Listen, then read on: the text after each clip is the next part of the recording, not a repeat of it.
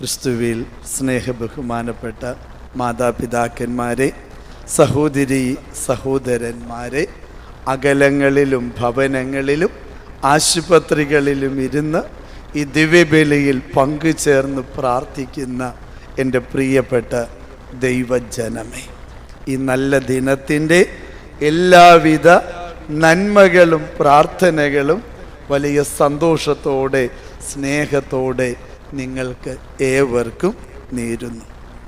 ജീവിതത്തിൽ എല്ലാം ലഭിച്ചു കഴിയുമ്പോൾ നമുക്ക് സന്തോഷത്തോടെ ഹല്ലേലൂയ പ്രൈസ് ദി ലോർഡ് എന്ന് പറയാൻ വലിയ പ്രശ്നമൊന്നുമില്ല.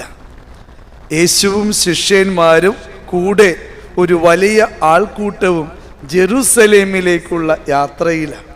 ഈ ആൾക്കൂട്ടം മുഴുവനും അവൻ്റെ പിന്നാലെ കൂടിയിരിക്കുന്നത് അവൻ ചെയ്ത അത്ഭുതങ്ങളും അടയാളങ്ങളും കണ്ടിട്ട് തന്നെയാണ്. ഈ യാത്രയിലാണ് അവൻ തൻ്റെ സഹനത്തെക്കുറിച്ച്, കടന്നു വരുന്ന കുരിശ് അനുഭവത്തെക്കുറിച്ച് തൻ്റെ പ്രിയപ്പെട്ടവരോട് വിളിച്ചു പറയുന്നത്. അത് കേട്ടപ്പോൾ ശിഷ്യന്മാരിൽ പ്രമുഖനായ പത്രോസ് മുന്നോട്ട് വന്നിട്ട് തടസ്സം പറയുക, നിനക്കിത് സംഭവിക്കാതിരിക്കട്ടെ. ഇതൊക്കെ നമ്മുടെ ജീവിതത്തിലും നാം അനുഭവിക്കുന്ന യാഥാർത്ഥ്യം തന്നെയാണ്. നമ്മുടെ ജീവിതത്തിലും സഹനങ്ങൾ വരുമ്പോൾ, വേദനകൾ വരുമ്പോൾ, രോഗങ്ങൾ വരുമ്പോൾ നമ്മുടെ പ്രതികരണം എപ്രകാരമാണ്? അപ്പോൾ വിശ്വാസമൊക്കെ തീരും. ക്രിസ്തു നമ്മുടെ ചങ്കാണ് എന്നൊക്കെ പറഞ്ഞതൊക്കെ അവിടം കൊണ്ട് കഴിയും.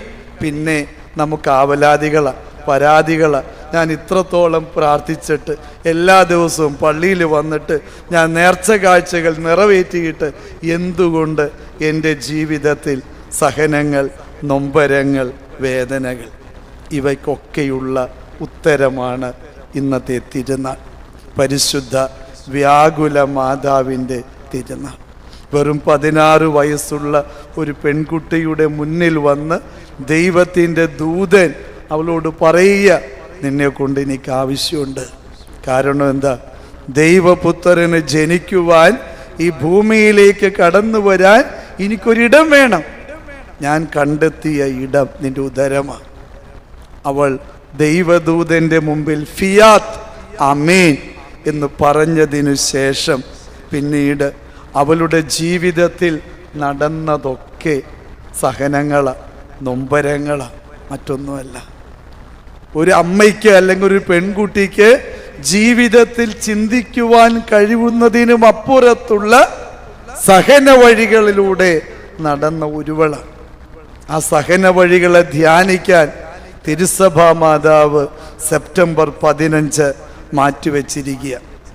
1814 7 പിയൂസ് പാപ്പയാണ് ഈ തിരുനാള് സഭയിൽ ആരംഭിച്ചത്. ഈ മാർപ്പാപ്പയും നാട് കടത്തപ്പെട്ട ഒരു മാർപ്പാപ്പയ, സഹന വഴികളിലൂടെ പോകേണ്ടി വന്ന ഒരു മാർപ്പാപ്പയ.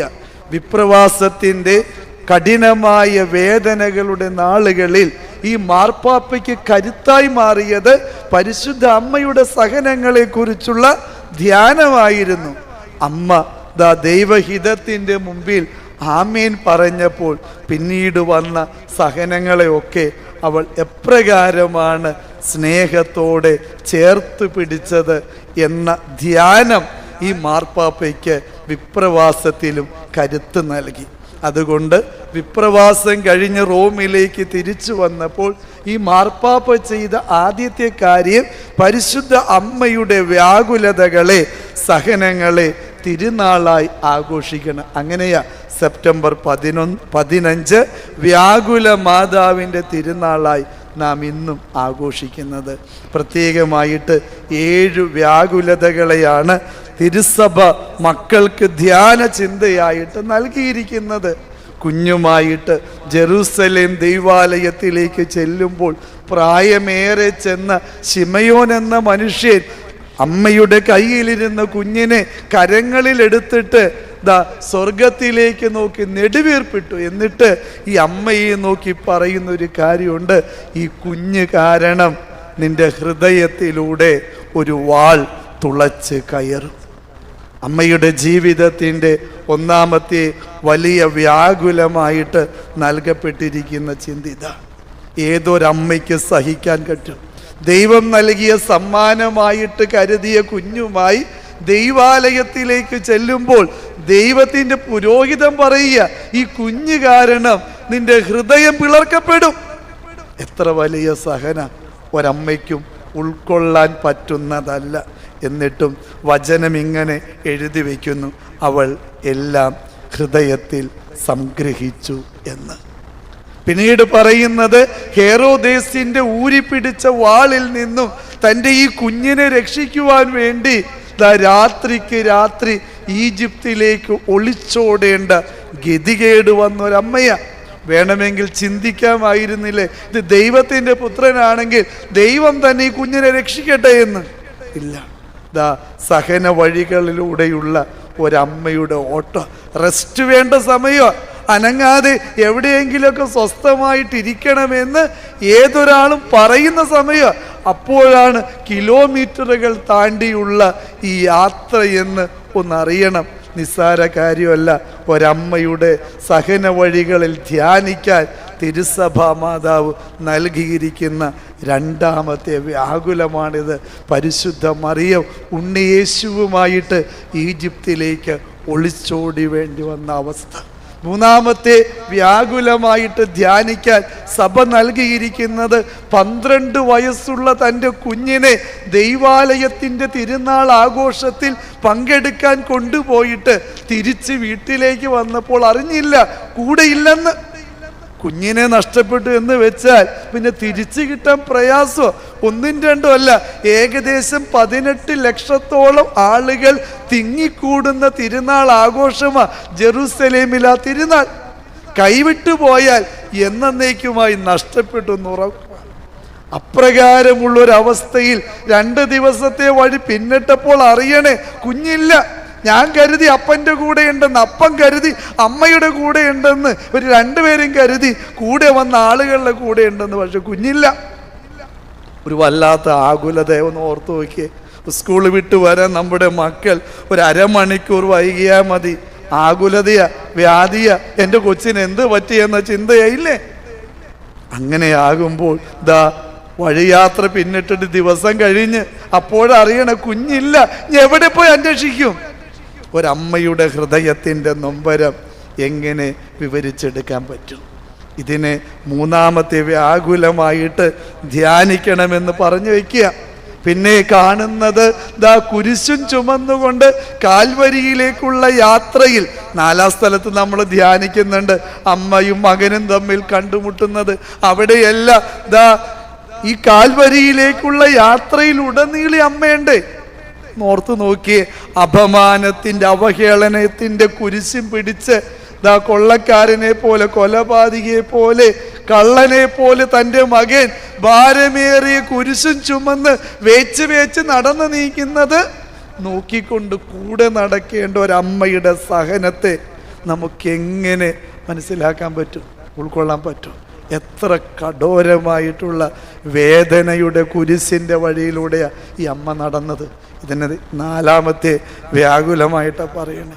അവസാനം കാൽവരി മലയിലേക്ക് തൻ്റെ മകൻ കടന്നു ചെല്ലുക കുരിശുമായിട്ട്. എന്നിട്ട് ആ കുരിശിൽ കിടത്തി കൈകളിലും കാലുകളിലും ആണി ഇങ്ങനെ അടിച്ചിറക്കി അവസാനം ആ കാൽവരിയിൽ ഉയർത്തപ്പെട്ട കുരിശിൽ കിടന്ന് തൻ്റെ മകൻ പ്രാണം വെടിയുന്നത് നോക്കിക്കൊണ്ട് നിൽക്കേണ്ടി വന്ന ഒരമ്മയുടെ ഗതികേട് എങ്ങനെയാ ഒരമ്മയ്ക്ക് സഹിക്കാൻ പറ്റണേ? 5-ാമത്തെ വ്യാകുലമായിട്ട് അതിനെ പറയുന്നേ. കുരിശിൽ നിന്നും ചേതനയറ്റ തൻ്റെ മകൻ്റെ ശരീരം മടിയിൽ കിടത്തിക്കൊണ്ട് അമ്മയുടെ പൊട്ടിക്കരച്ചിലിനെ 6-ാമത്തെ വ്യാകുലമായി. മകൻ്റെ മൃതസംസ്കാര കർമ്മത്തെ 7-ാമത്തെ വ്യാകുലമായിട്ടൊക്കെ സഭ നമ്മുടെ മുന്നിലേക്ക് തരുമ്പോൾ എൻ്റെ പ്രിയപ്പെട്ടവരെ, ഈ അമ്മയ്ക്ക് പരിഭവങ്ങളില്ലട്ട, ആവലാദികളില്ലട്ട. കാരണം എന്താ? ദൈവപിതാവിന് കൊടുത്ത വാക്ക, ഫിയാത്ത് ആമീൻ, നിന്റെ ഹിതം പോലെ നടക്കട്ടെ. ജീവിതത്തിൻ്റെ സഹന വഴികളിൽ പരുപരുത്ത യാഥാർത്ഥ്യങ്ങളുടെ മുമ്പിൽ നാം പലപ്പോഴും ആവലാദികളും പരാതികളും ദൈവത്തെ പോലും പഴിക്കുന്ന നമ്മുടെ മനോഭാവത്തിൻ്റെ മുമ്പിൽ ഈ അമ്മ ഉദാത്തമായ മാതൃകയാ. എൻ്റെ മക്കളെ എങ്ങനെയാ സഹന വഴികളിലൂടെ കുരിശിൻ്റെ വഴിയിലൂടെ നടക്കേണ്ടത് എന്നതിന് ഇതിനപ്പുറത്ത് മറ്റൊരു പാഠം ഈ അമ്മയ്ക്ക് നൽകാനില്ല. അതുകൊണ്ട് എൻ്റെ പ്രിയപ്പെട്ടവരെ, കുരിശിൻ്റെ കഥന വഴികളിലൂടെ നടന്ന കർത്താവിനോടൊപ്പം മനക്കുരിശിലേറിയ അമ്മ മക്കളായ നമ്മോടും പറഞ്ഞു തരുന്നത് ഒറ്റ കാര്യമാണ്: സഹന വഴികളിലൂടെ അല്ലാതെ രക്ഷയില്ല, നിത്യജീവന്റെ കിരീടമില്ല എന്ന്. അതുകൊണ്ട് ഈ കുരിശൊഴിഞ്ഞു പോകട്ടെ എന്ന് പത്രോസ് പറഞ്ഞപ്പോൾ കർത്താവ് എന്താ പറയുന്നത്? സാത്താനെ, എൻ്റെ പിന്നിലോട്ട് മുമ്പിൽ കയറി നിൽക്കരുത്. കാരണം എന്താ? സഹനങ്ങൾ അത് രക്ഷയാണെന്നറിയുക. സഹനങ്ങൾ ജീവിതത്തിന്റെ കരുത്താണെന്നറിയുക. സഹിച്ചവന്റെ കരുത്ത ഏറ്റവും വലിയ കരുത്ത്. അതുകൊണ്ടല്ല ഒരു പഴഞ്ചൊല്ലില്ലേ, തീയിൽ കുരുത്തവൻ വെയിലേറ്റ് വാടില്ല എന്ന്. സഹിച്ചവന്റെ കരുത്ത ഏറ്റവും വലിയ കരുത്ത്. അതുകൊണ്ട് സഹന വഴികൾ ഒരിക്കലും അത് തിന്മയോ ശാപമോ അല്ല, മറിച്ച് അനുഗ്രഹവും കരുത്തുമാണെന്നറിയുക. ഓരോ ദിവസവും നാം കഴിക്കുന്ന അപ്പം അത് അപ്പമായി മാറണമെങ്കിൽ എന്തു വേണം? കനലിന്റെ പുറത്ത് വെച്ച പാത്രത്തിലിരുന്ന് പൊള്ളാനും വേകാനും തയ്യാറായാലേ ഏതൊരു മാവും അപ്പമായിട്ട് ചോറായിട്ട് മാറുള്ളൂ. സഹന വഴികളിലൂടെ പോകാതെ നമ്മുടെ ജീവിതമൊന്നും ആർക്കും അനുഭവമായിട്ട് സ്വാദായിട്ട് മാറില്ല. എന്തുകൊണ്ടാണ് ഈ കുരിശിൽ കിടന്നവനെ ദൈവമായിട്ട് നാം ആരാധിക്കുന്നേ? അവൻ നമുക്ക് വേണ്ടി സഹിക്കാൻ, നമുക്ക് വേണ്ടി മരിക്കാൻ, ജീവൻ നൽകാൻ തയ്യാറായി. എന്തുകൊണ്ടാണ് ഈ അമ്മയെ നാം ഇത്രത്തോളം ചങ്കോട് ചേർത്ത് പിടിക്കണേ? സഹന വഴികളിൽ പരാതികളില്ലാതെ, ആവലാതികളില്ലാതെ അവൾ നടക്കാൻ തയ്യാറായി എന്നതുകൊണ്ട് തന്നെയാണ്. അതുകൊണ്ട് പ്രിയപ്പെട്ടവരെ, സഹനങ്ങളും നൊമ്പരങ്ങളും കുരിശുകളും അതിൽ തന്നെ ക്രൈസ്തവരായ നമുക്ക് തിന്മയല്ല, ശാപമല്ല, മറിച്ച് അനുഗ്രഹമാണ്. അതുകൊണ്ട് ഈ അമ്മയുടെ കരം പിടിച്ച് നടക്കുമ്പോൾ, കുരിശിൻ്റെ വഴിയിലൂടെ നടക്കുമ്പോൾ അത് നമുക്കുള്ള രക്ഷയുടെ വഴിയാണെന്നറിയുക. ഈ രക്ഷയുടെ വഴി നമ്മെയും സ്വർഗത്തിൽ എത്തിക്കും.